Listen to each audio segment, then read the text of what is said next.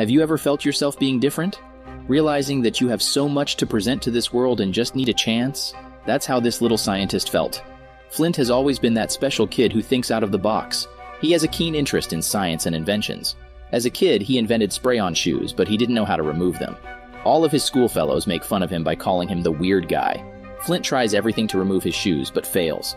His spray-on shoes are indestructible. Flint loses heart and decides to give up on his passion.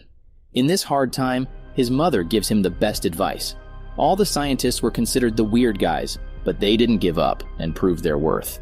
Her mother also gives him a lab coat, and Flint gets really excited to have it. He wears it immediately and rushes to his treehouse, which he calls his science lab. Flint keeps inventing new things every day, like a remote control TV, hair-growing tonic, flying rats, and so on, but they all end up in disaster. Flint might be a genius, but his inventions are never perfect. This can't stop him from moving forward. He wants to help his hometown, Swallow Falls. It's a small town famous for sardines, but after the closure of the Baby Brent Sardines Company, Swallow Falls has to consume all the stinky fish by themselves. They don't have a variety of food to eat. Flint wants to solve this problem by inventing a device that can use genetic mutation to convert water into any desirable food. He doesn't have any friends except his assistant Steve, who's a clever monkey with a thought-translating device. Together, they make all the adjustments needed for the test run. All switches are connected and instructions are fed. But just a few seconds before success, the power runs out. Flint rushes to fix the supply, but his dad catches him on his way back. He wants Flint to give up on his passion and start looking for a stable job. It's been 10 years since the death of Flint's mother, and his father never understands him in the same way. To satisfy his dad, Flint agrees to try working in his fish store. It's just the first day and Flint is already bored. His day gets worse after seeing Brent. He was the brand ambassador of Baby Brent Sardines, but he's neither a baby anymore nor he's cute. But he's gaining popularity again as the mayor is going to announce a tourist attraction based on Baby Brent Sardines. Flint's dad also goes to hear the announcement, and Flint takes it as a chance to complete his project. The mayor gathers a huge crowd and also invites the media, but the news company sends an intern for reporting as they don't consider this town worthy of attention. The mayor has presented a theme park especially constructed to promote sardines. He believes it's going to increase tourism. While everyone is busy at the opening ceremony, Flint goes to the power station and connects his food machine to the main supply. The police officer tries to stop him, but it's too late. The machine flies around the town along with Flint before shooting into the sky. The disturbance causes the huge fishball to roll down. It destroys the park and many other town buildings and lands on Flint. Everyone is scolding Flint for his irresponsible behavior, but he can't hear it through the glass, but he can see the disappointment on his dad's face. He hides himself near the lake and regrets his decisions. There he meets the news intern, Sam Spark. Unlike others, she admires Flint's invention and creativity and steals his heart right away. While they were busy chatting, a cheese slice fell from the sky. Suddenly, a huge glowing cloud appears in the sky, and the next thing that happens is totally unbelievable. It's raining cheeseburgers. Flint's food machine is working. Everyone comes out to enjoy the delicious burgers. Flint finally succeeded in making others happy, especially Sam. She is covering the first breaking news of her career. The rain stops after a while, but all the citizens want Flint to do it again except his dad. He's worried about his son causing trouble again. Flint convinces his dad by promising he will not make a blunder this time. He gets back to his lab and explains the working principle of his machine to Sam. He calls it Flint Lockwood Diatonic Super Mutating Dynamic Food Replicator, or just FLDSMDFR. Of course, he can't reveal the complete programming of the machine, so he engages Sam into watching a YouTube video. Meanwhile, he connects with FLDSMDFR to send new commands. Flint has also set up a dangiometer that will alarm if the food over-mutates in FLDSMDFR. The next morning, no one bothers to cook breakfast. It's falling from the sky. Crispy bacon, fresh juice, and sunny side-up eggs. An ideal breakfast for sure. The mayor makes a deal with Flint. He needs to provide 3 meals a day for the town and attract the attention of the whole world, and in return, Flint is going to receive lots of love and appreciation. This is what Flint always yearned for. He just wanted recognition of his talent. Flint keeps taking requests and sending them to FLDSMDFR. Waffles, chicken, candies, anything that the citizens wish to eat, Flint makes it rain from the sky. Happiness is spread around the town except in Tim's shop. He asks Flint to join back, but his son is working with the mayor now. After a few days, the dangiometer reaches an alarming state. Flint stopped taking more requests, but then the officer appeared at his door. The next day is his son's birthday. The officer wants to do something special for his little Carl to show his love. Flint never got appreciated by his dad and doesn't want Carl to experience the same pain. To make his day special, Flint makes a snowfall, but it's not regular snow, it's ice cream. All the houses are covered in scoops of different flavors of ice cream, and the kids are loving it. Flint enjoys the moment too, but his real wish is something else. He wants to take Sam on a date but couldn't express his intention. To show his love, he makes a castle of Sam's favorite food, Jell-O. They both jump around the squishy castle and enjoy every bite. Sam starts talking about the chemistry behind Jell-O and admires it. She knows a lot about scientific phenomena but hides her intelligence. It's all because of the treatment she got as a kid. She was also a nerd like Flint, and her classmates bullied her, so she gave up and made a new personality. Flint feels sorry for her and requests that she wear glasses and a ponytail. Now she looks more like her real self.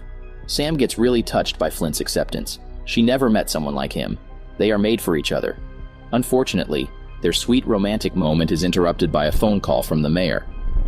After the call, Flint invites his dad to a 5-star open-air restaurant where steaks fall from the sky. He tells his dad how much people love him now, and the mayor wants Flint to cut the ribbon for the town's reopening the next day. It's going to be called Chew and Swallow Falls from now on. Flint thought his dad is finally going to be proud of him, but Tim only talks about the extraordinary size of the steaks. He asks Flint to turn off his machine before any disaster happens. Not a single word of appreciation for Flint. The poor guy is going back home in frustration, but then he notices the size of food falling down. After researching further, Flint figures out that the food is over-mutating and his dad might be right about turning off the machine. But the mayor brainwashes Flint and tells him the bigger is better. He shouldn't be thinking about his father. He should focus on the grand reopening and the special menu. Flint agrees and orders FLDSMDFR to make spaghetti and meatballs. The machine can't process orders efficiently anymore and the weather gets suspicious.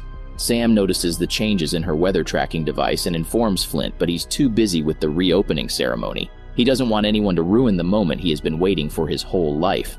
He carries the ceremonial scissors with pride and cuts the ribbon. Everyone is cheering for him, but then the atmosphere changes.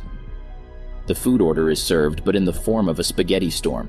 Everyone is running for their lives while Flint is trying to reach his lab to turn off the machine. Surprisingly, he finds the mayor sending more food orders to FLDSMDFR. Not a single dish, but a whole buffet. Flint rushes to input the kill code and destroy the machine. But before he could, the mayor accidentally destroys the communication device. Flint can't send instructions to FLDSMDFR anymore. Everything is finished. The spaghetti storm was nothing compared to what's coming next. The next food disaster is going to affect the whole globe. Tim hears the news too, and gets out of the store to find his son. Flint is lying inside a dustbin along with his inventions. He believes he was always wrong. All of his inventions and himself are trash and deserve to be in the dustbin. Tim looks at his son with pity and tells Flint to wear back his lab coat. Though he caused a disaster, Flint is the only one who can stop this mess. It's the first time Tim showed trust in his son. Flint feels a new energy in himself and designs a plan B.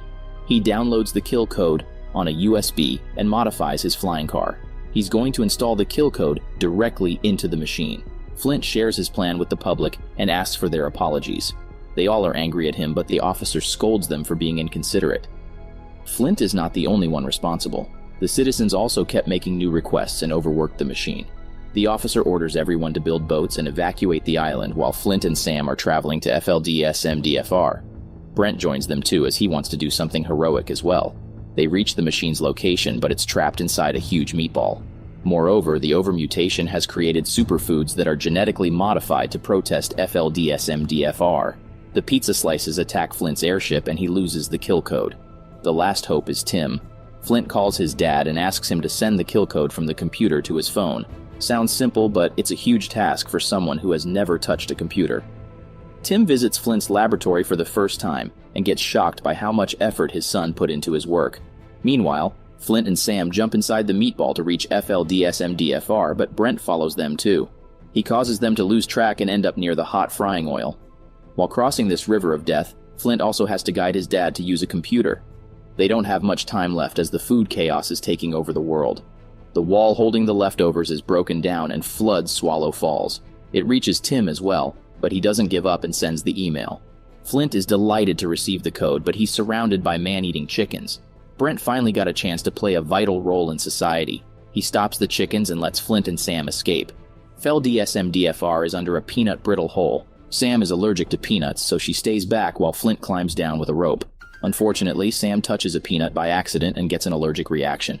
She must return to the plane and get her injection, but she doesn't want to leave Flint alone. Flint confesses how much he loves Sam and lets go of the rope. Brent takes Sam back to the plane and gives her the medicine while Flint has reached where FLDSMDFR is. He sneaks near the machine and attaches his phone. But Tim accidentally sent the wrong file. FLDSMDFR is going to launch its biggest food attack. Flint looks down at his indestructible shoes and remembers he's carrying the spray along. Flint puts it on the machine opening and blocks it. FLDSMDFR can't process any further and burst into pieces. The clouds have disappeared and the sun is shining again. The airship has returned with Sam and Brent, but there's no sign of Flint. Everyone assumes that he died, but then a bunch of ratbirds bring Flint. He's totally fine and meets his dad. Tim still doesn't know how to express himself. Thankfully, Sma has an idea. She puts Steve's thought-reading device on Tim and lets his heart speak. He's extremely proud of his son and impressed by his outstanding lab. He never thought a common guy would have such a special child. Tim never hated Flint's passion, he was just worried for him. He loves him unconditionally, just like any other dad. Flint gets overwhelmed by the confession and hugs his father. He also openly accepts his love for Sam. Flint has finally proved his worth. Being different is not weird. Instead of becoming a copy of someone else, be yourself and let the world know who you actually are.